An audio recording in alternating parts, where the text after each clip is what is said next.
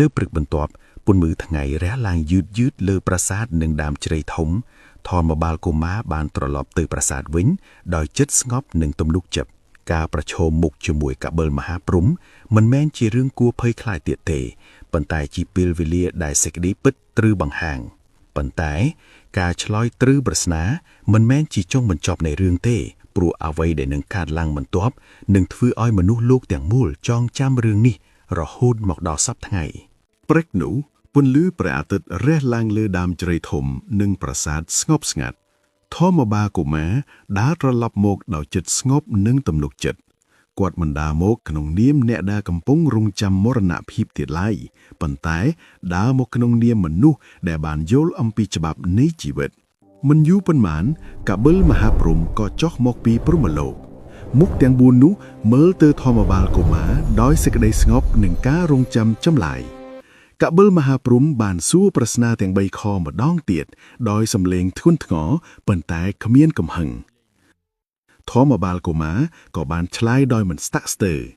គាត់បាននិយាយថាពេលព្រឹកសេរីសួស្តីស្ថិតនៅលើមុខ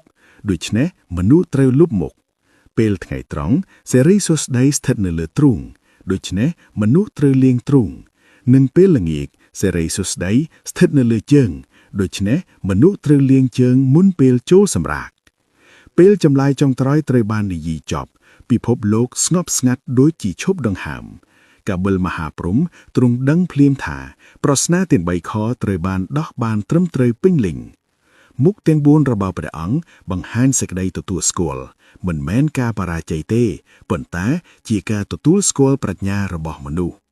ព្រះកបិលមហាព្រំមានព្រះបន្ទូលថាព្រំនិងមនុស្សសុទ្ធតែស្ថិតក្រោមច្បាប់ធម្មជាតិដូចគ្នាប្រាជ្ញាពិតមិនស្ថិតនៅលើអំណាចឬកំណើតទេ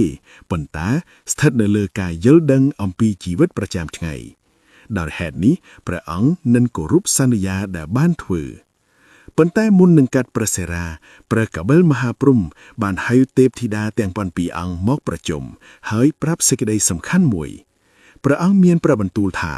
ព្រះសិរារបស់ព្រំមិនអាចដាក់លើផែនដីបានព្រោះនឹងคล้ายជាភ្លើងឆេះលោកធាតុ